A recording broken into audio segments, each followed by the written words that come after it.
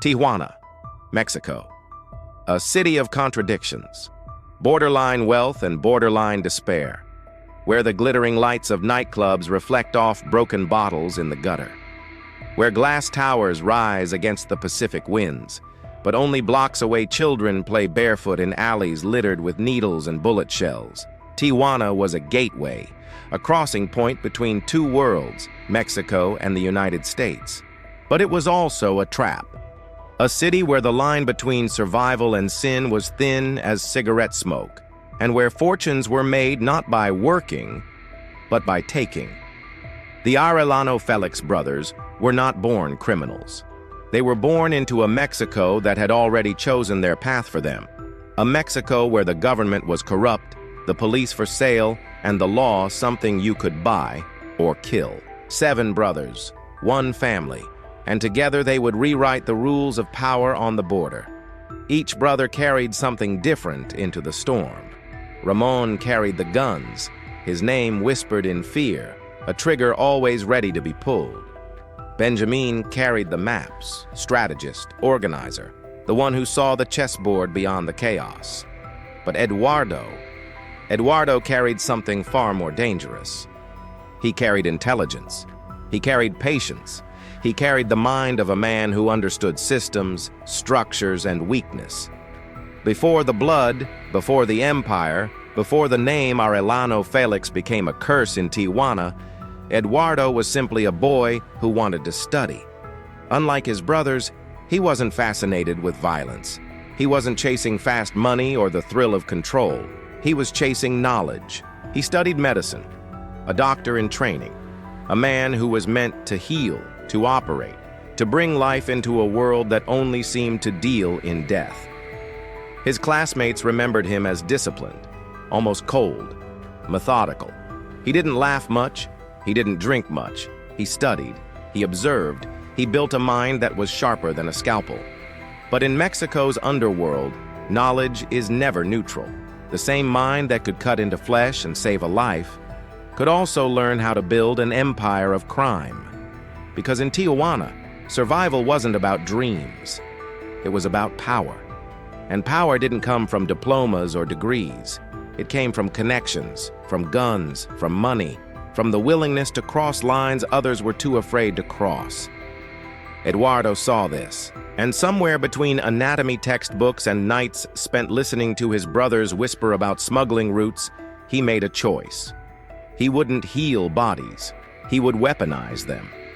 While Ramón dreamed of becoming a soldier of chaos, Eduardo studied how chaos could be managed. While Benjamín built networks of dealers and politicians, Eduardo built systems to make sure those networks never collapsed. Where others saw a violent business, he saw a living organism. The cartel wasn't just a gang, it was a body. And like any body, it needed a brain. Eduardo became that brain. But it didn't happen overnight. He was careful. He kept his hands cleaner than the others. While his brothers soaked in blood and headlines, Eduardo preferred shadows. He knew doctors don't belong on front lines. They belong in back rooms, studying charts, analyzing patterns, making decisions that others carry out. And that's what made him more dangerous than any sicario with an AK-47. Ramón could kill a man. Eduardo could kill a city. He understood how fear spread, how money moved, how people could be controlled not only by violence, but by silence.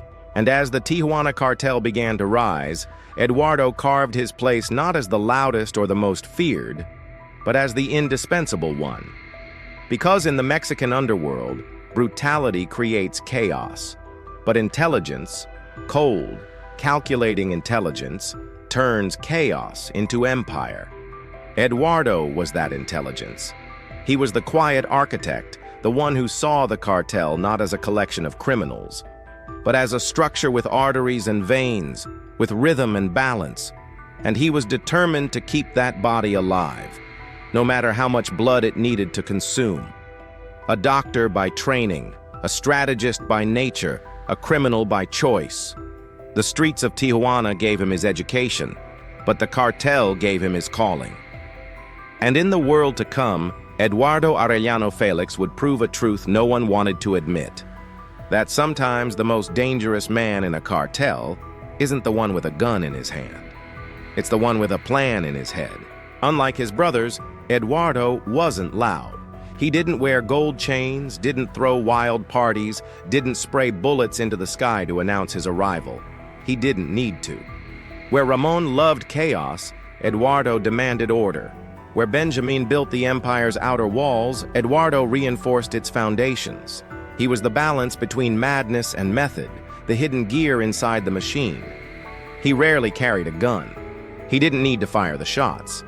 He simply calculated where they should be fired and who should pull the trigger. In the world of cartels, violence was cheap. Any street soldier could kill. But Eduardo understood that true power wasn't in pulling a trigger. It was in knowing when not to pull it. He used death as a scalpel, not a hammer. Precise, surgical, inevitable. While Ramón ran through Tijuana, leaving trails of blood and terror, Eduardo was in the back rooms counting cash, memorizing names, and building maps that no police ever saw. He handled the money. He ran the logistics. He knew which cop to buy, which judge to silence, which banker to trust. Every suitcase of dollars crossing the border had Eduardo's fingerprints on it, not physically, but strategically. Every cocaine shipment hidden in truck tires or fuel tanks passed through his ledgers. He didn't move like a gangster. He moved like an accountant with the soul of a predator.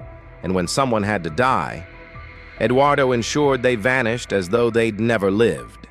Bodies weren't left to rot in plazas when he made the call. They disappeared into the desert, dissolved in acid, buried in silence. Because Eduardo knew something his brothers often forgot. Fear is powerful, but uncertainty is worse. A man who finds his enemy's corpse knows the war has begun. But a man whose enemy simply disappears. He spends the rest of his life looking over his shoulder. That was Eduardo's style, not loud, not messy, but suffocating. They called him El Doctor, not because he cured wounds, but because he dissected problems. He cut away weaknesses. He operated on the Tijuana Cartel as if it were a living body. Every smuggler a vein, every sicario a muscle, every politician on the payroll a vital organ. And like a skilled surgeon, Eduardo made sure the body kept breathing, even when riddled with bullets.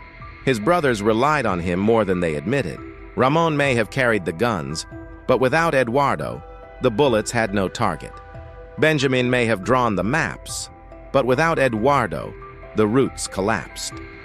Behind every headline about the Arellano Félix organization, Eduardo's invisible hand was arranging the outcome. He cultivated relationships no one else in the family could manage. With Colombian suppliers, he projected calm professionalism, numbers, reliability, structure. With Mexican politicians, he offered bribes dressed as favors, promises masked as loyalty. With bankers, he whispered in the language of profit, turning dirty money into assets so clean it sparkled. Eduardo knew something his brothers didn't want to hear. Terror might win battles, but organization wins wars. And the war they were fighting wasn't just with rivals like the Sinaloa Cartel or the Gulf Cartel. It was with the system itself, the Mexican state, the American DEA, the pressure of two governments pressing down on one city. And under that pressure, Eduardo thrived. He made the Tijuana Cartel not just a gang of killers, but an institution. They had payrolls, ledgers, supply chains. What began as smuggling across the border turned into a multinational enterprise with Eduardo as its silent CEO. But with that power came a transformation. The young man who once studied medicine, who once imagined saving lives, was now the doctor of death. He no longer saw patients. He saw problems. And problems were meant to be removed. A doctor's oath says, "Do no harm." Eduardo rewrote it. Do whatever harm is necessary to keep the body alive. By the mid-1990s, his fingerprints were on every artery of the cartel. Drug routes into San Diego, money laundered through casinos and real estate, politicians on both sides of the border eating from his hand. The Tijuana Cartel grew, it spread. It infected everything it touched. And at the heart of that infection, steady, quiet, calculating, was El Doctor. In the 1990s, the Tijuana Cartel wasn't just powerful, it was ruthless, and ruthlessness became its signature. The streets of Tijuana turned into a stage for fear. Bodies were hung from bridges at dawn, left swinging above morning traffic as commuters stared in silence. Decapitated heads rolled into nightclubs, tossed like warnings into pools of strobe light and music. Entire families vanished overnight, their homes left with meals still warm on the table. This was not random violence. This was theater, a deliberate performance of terror designed to send a message. Tijuana belongs to us. And through it all, Eduardo watched. Not with rage, not with passion, with cold precision. He wasn't the executioner. He didn't wield the knife or pull the trigger. He was worse. He was the one who decided who would be executed. To him, murder was not personal. It was managerial. A resource to be allocated, a strategy to be applied. If someone betrayed the cartel, Eduardo didn't scream. He didn't threaten. He simply marked them for removal, as though erasing a name from a ledger. And when he made that decision, death always followed, sometimes fast, sometimes slow, but always certain. While Ramón built a reputation for wild brutality, Eduardo remained in the background, lower profile, less spectacle. But in the smoke-filled rooms where decisions were made, his word was law. If Ramón was the cartel's fist, Eduardo was its scalpel. Ramón left scars. Eduardo left nothing at all. His style was to disappear people, bodies found without faces, victims buried where no one would ever look. The kind of killings that generated whispers, not headlines, because whispers lasted longer. And yet, Eduardo understood the value of spectacle too. When the cartel needed to send a message, he signed off on violence so shocking it froze a city in fear. Gun battles erupted in broad daylight, politicians assassinated in front of their families. Even a Catholic cardinal was killed at the Guadalajara airport in 1993, an event that shocked Mexico to its core. The Arellano Félix brothers became infamous. Their names spread across the border, filling American newspapers with tales of chaos. But Eduardo's name stayed quieter, almost invisible. He wanted it that way, because Eduardo knew something his louder brothers did not. Fear doesn't always require recognition. Sometimes the most terrifying enemy is the one you cannot see. And Eduardo was that enemy. He appeared polite in public, a man with glasses and soft words, more professor than gangster. But behind closed doors, he was ice, unmoved by pleas, unchanged by tears. He calculated life and death like an accountant balances books. Those inside the cartel feared him even more than Ramón. Ramón might shoot you in a drunken rage, but Eduardo, he would order your death stone sober, with logic, with reasoning, and with the assurance that killing you was not a mistake, but a necessity. To him, violence was not chaos, it was order. Each killing reinforced the system, kept the cartel alive, made the machine stronger. And Tijuana, once just a border city, became a war zone under his silent direction. Tourists walked Avenida Revolucion by day, drinking tequila and taking photos with donkeys painted like zebras. But by night, the city bled. Gunfire echoed off the hills. Police convoys patrolled with fear in their eyes. And the morgues overflowed. Eduardo never saw himself as a killer. He saw himself as a strategist. But strategy in the Tijuana Cartel meant blood. And under his watch, the blood never stopped flowing. By the late 1990s, the cartel's brutality was legendary. People didn't just fear the Arellano Félix brothers. They feared the silence around Eduardo, the quiet voice that chose targets, the invisible hand that turned Tijuana into a city of ghosts. He was not the loudest brother. He was not the most violent, but in meetings, in strategy, in survival, his word was final. His word was law. And in a city drowning in terror, law was exactly what Eduardo provided, a law of fear. By the 2000s, the empire that once ruled the border began to crack. The Tijuana Cartel had reigned through the 1990s as a nightmare made flesh, feared on both sides of the border. But like every empire built on blood, it was destined to bleed. The first wound came in 2002. Ramón Arellano Félix, the cartel's most feared enforcer, the man who terrorized cities with his merciless rage, was killed in Mazatlan during a shootout with police. The man who once represented chaos itself died in chaos, bullets cutting through the myth of his invincibility.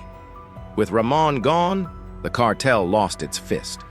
The brutality that had kept rivals at bay, that had silenced informants, was gone in a single afternoon of gunfire. Fear began to fade. And in the world of cartels, when fear fades, vultures gather. Not long after, Benjamín, the mastermind, the strategist, the public face of the organization, was captured by Mexican authorities. The chess player had been removed from the board. And without him, the moves became sloppy, the game uneven. The once mighty Tijuana Cartel was bleeding out, its leaders dead or imprisoned, its soldiers confused, splintered, hunted by both government forces and rival cartels. And who was left? Eduardo, the doctor, the strategist, the last brother standing. For years, Eduardo had been the quiet one, the thinker, the invisible hand that kept the cartel functioning like a machine. But now, he stood alone at the top of a crumbling empire, inheriting not power, but a dying legacy. He tried to apply logic to a battlefield that no longer followed logic. Where Ramon's brutality once kept enemies frozen, Eduardo now had to negotiate with killers who smelled weakness. Where Benjamín once managed networks of corruption and bribery, Eduardo struggled to hold on to officials who were already selling their loyalty to rivals. Because by then, a storm was rising, one that even Eduardo couldn't contain. The Sinaloa Cartel. Led by Joaquín El Chapo Guzman, the Sinaloa organization was bigger, faster, and more ruthless than ever. They controlled routes across Mexico, armies of gunmen, rivers of cash. Against that tide, Eduardo's empire looked less like an institution and more like a relic. The streets of Tijuana, once ruled with terror, now became battlegrounds. Gunfights in broad daylight, convoys of armed men racing through neighborhoods, entire families forced to flee their homes as rival cartels fought for scraps of territory. Eduardo was a strategist, but even doctors can't cure a dying patient. The Tijuana machine was collapsing from the inside. Betrayals, shortages, disloyalty, and being ripped apart from the outside by Sinaloa's expansion. By 2003, the organization was fractured. Cells broke away working for themselves. Some switched sides, joining Sinaloa. Others simply vanished, choosing survival over loyalty. The empire that had once spread fear across two nations was reduced to fragments, struggling to survive in the shadow of a rival too powerful to resist. And Eduardo, the man who once managed silence and shadows, found himself drowning in noise. Every decision became harder, every ally less trustworthy, every move more desperate. For years he had been the quiet architect behind his brothers. But now, with Ramón dead and Benjamín caged, Eduardo was the face of a collapsing dynasty. The last Arellano Félix brother still walking free. But power built on fear cannot last forever. And in Tijuana, the people no longer whispered the name Arellano Félix with terror. They whispered it with inevitability, because everyone knew how this story ended.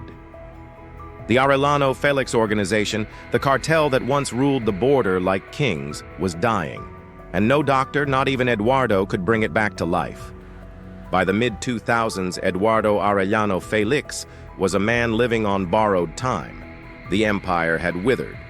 His brothers were gone, one dead, another behind bars. The cartel that once turned Tijuana into a kingdom of fear was now a shadow of itself, besieged by rivals and abandoned by allies. Eduardo knew the circle was closing, and yet he stayed. For a man who built his reputation on logic, it was illogical. He could have vanished, slipped into South America, lived hidden among the wealthy ghosts of the drug trade. But Eduardo wasn't just a fugitive. He was a doctor trying to save a patient already on life support.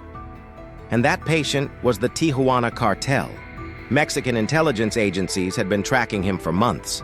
The United States pushed hard, demanding the capture of El Doctor. The DEA, the FBI, and Mexican federal police all knew he was the last true piece of the Arellano Félix dynasty still free. Removing him would be like pulling the final stone from a collapsing wall. In October 2008, the operation began. A mansion in Tijuana, lavish, fortified, but not enough. The government had learned from past mistakes. They didn't send just a few units. They sent hundreds.